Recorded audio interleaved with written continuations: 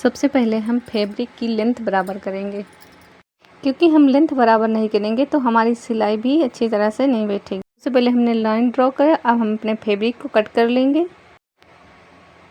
हमारा शोल्डर है 13 इंच का, तो हम इसमें 6 इंच का शोल्डर लेंगे। हमने 6 इंच का शोल्डर इसलिए लिया है क्योंकि हमें ये फुल आस्तीन का सूट बनाना है। अगर हम फुल आस्तीन का सूट बनाएंगे तो हम शोल्डर 6 इंच का ही रखेंगे, नहीं तो हमारा शोल्डर गिरेगा। का गला ले लिया है, हम अपने अकॉर्डिंग लेंगे। कोई 6 का भी लेता है, कोई 7 का भी लेता है। आर्म होल का मेजरमेंट हमने 6 इंच का लिया है। इसमें हम लाइन ड्रॉ कर देंगे। एक बार हम इधर से भी मेजरमेंट लेंगे ताकि मेजरमेंट सही है या नहीं। इसका इधर भी 6 इंच का ही होना चाहिए। इधर से भी हम उतना ही मेजरमेंट लेंगे जितना हमने आर्म होल के लिए लिया है। हमने आर्म होल के लिए 6 इंच लिया था, 6 इंच इधर भी कर देंगे। अब सीधी लाइन ड्रॉ कर दी है। गले का मेजरमेंट 2 इंच में लेंगे, क्योंकि ये हमारे फुल स्लीव है, इसलिए। अगर हमारा हाफ होता तो हम इसमें 2.5 और या 2.25 इंच भी ले लेते, इसलिए हमने 2 इंच का ही गला लिया। हम नीचे से भी 2 इंच का ही गला लेंगे। ये हमारा फ्रंट और बैक दोनों पे है। ये जो हम मेजरमेंट लगा रहे हैं तो ये हम अपने फ्रंट पार्ट के हिसाब से मेजरमेंट लगा रहे हैं, क्योंकि हमारा फ्रंट और बैक नेक दोनों बराबर ही सेम ही एक ही साइज के हैं। इस तरह हम अपनी गोलाई दे देंगे। आर्म होल के लिए हम 1.5 इंच पर मार्क लगाएंगे। ये हमारे 4 फोल्ड में अस्तर है, इसमें हम 1.5 इंच का मार्क लगाएंगे। इसके बाद हम इसे गोलाई दे देंगे। ये हमारा बैक पार्ट का, ये हमारा बैक आर्म होल तैयार होगा। अब हमें 1/2 इंच डाउन करके फ्रंट पार्ट के लिए आर्म होल का मार्क लगाएंगे। हमारा चेस्ट है 42 इंच का, इसलिए हम इसमें 11 इंच पर मार्क लगाएंगे। ये हमने 11 इंच पर मार्क लगा दिया है। जो लंबाई में मार्क लगाते हैं, सबसे पहला मार्क हम 6 इंच में लगाएंगे। 6 इंच का मार्क लगाने के बाद हम जो दूसरा मार्क लगाएंगे वो हम 14 इंच में लगाएंगे। 14 इंच पर इसलिए लगाते हैं क्योंकि चेस्ट के अकॉर्डिंग ही हम मार्क लगाते हैं। अगर चेस्ट हमारा 38, 40, 42 है तो हम 14 इंच में ही मार्क लगाएंगे कमर की। पूरे मार्क में हम सीधी लाइन ड्रॉ कर देंगे। अब इसमें भी सीधी लाइन ड्रॉ करेंगे। सीधी लाइन ड्रॉ करने के बाद चेस्ट का मार्क हमने 11 इंच का लगाया है, और जो हमारे कमर का मार्क है, कमर का मेजरमेंट है, हम उसमें 10 इंच में मार्क करेंगे। अब हम इसमें 11 इंच में फिर से मार्क करेंगे। जो हमने ऊपर मार्क किया है वही मार्क हम नीचे फिर से लगा देंगे।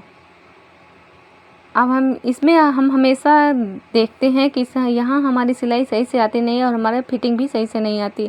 फिटिंग करने के लिए जो हम इंची टेप रख रहे हैं, इस इंची टेप को हम हल्का से धीरे से इसमें हल्का से इंची टेप को गोलाई देते हुए मार्क करेंगे। इससे हमारी फिटनेस बहुत अच्छी आती है। ये जो हमारा कमर का और हिप का है, इसमें हम सीधी लाइन ड्रॉ कर देंगे। इस तरह हमने सीधी लाइन ड्रॉ कर दिया है। अब हम इसमें 2 इंच मार्जिन ऐड करेंगे। आप अपने अकॉर्डिंग 1.5 इंच या 2 इंच, जो इतना आपको अच्छा लगे उतना अपने हिसाब से कर सकती हैं। इस तरह हमने इसमें 2 इंच का मार्जिन ऐड किया है। अब मार्जिन ऐड करने के बाद हम इसमें भी सीधी लाइन ड्रॉ कर देंगे।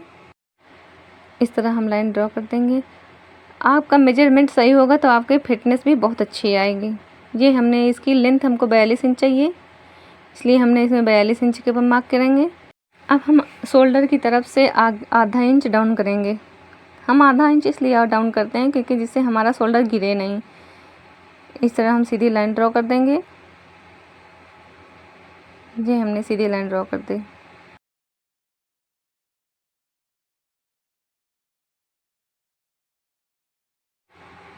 इस तरह अपने पूरे कुर्ते की कटिंग कर लेंगे।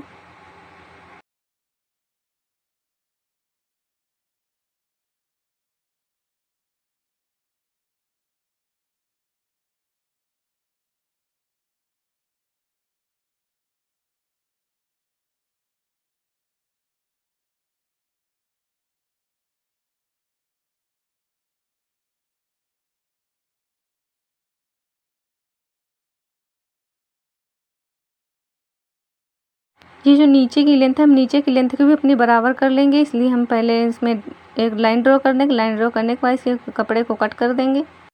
इसमें कट कर लेंगे। इसके बाद इसमें 5 इंच का कपड़ा कम हो रहा है तो इसमें हम 5 इंच का कपड़ा और ऐड कर देंगे, जिससे हमारी लेंथ पूरी बराबर हो जाएगी। इस तरह हमने ये कपड़ा ऐड कर लिया। यहाँ से हम कट मार देंगे ताकि हमारी सिलाई बराबर आए।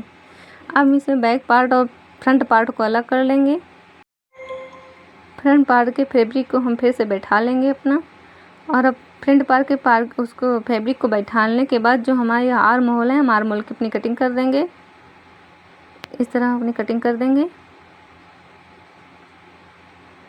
ये देखिए हमने अपनी कटिंग कर दी।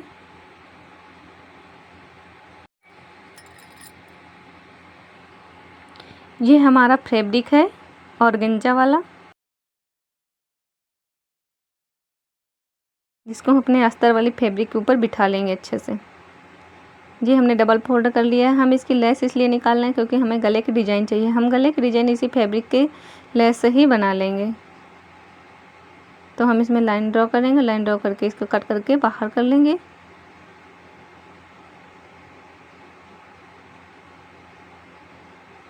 ये हमने कट करके बाहर निकाल लिया।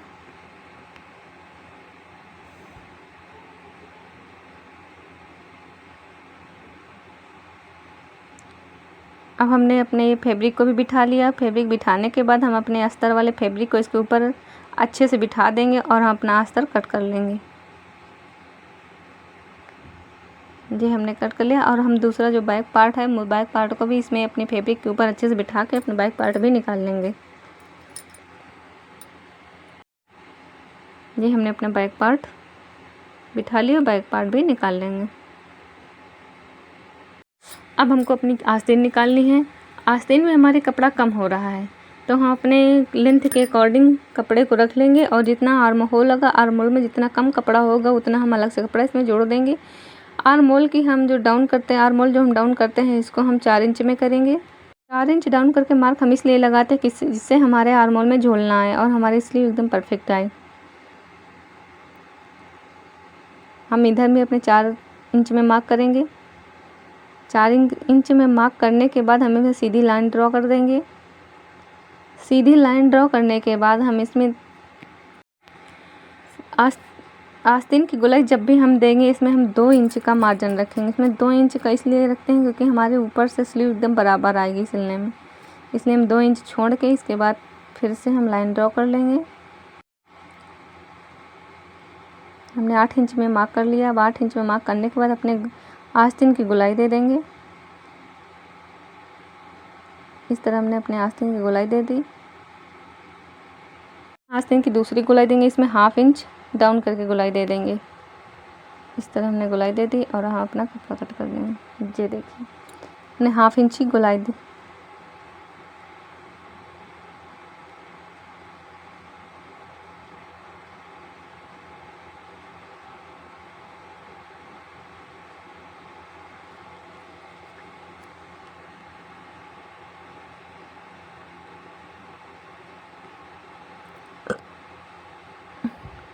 ये स्लीव हमको अम्ब्रेला वाली बनानी है, इसलिए हम हल्की से गोलाई देते हुए इसमें लाइन ड्रॉ कर देंगे और इसी तरह गोलाई से ही अपना कटिंग भी कर लेंगे।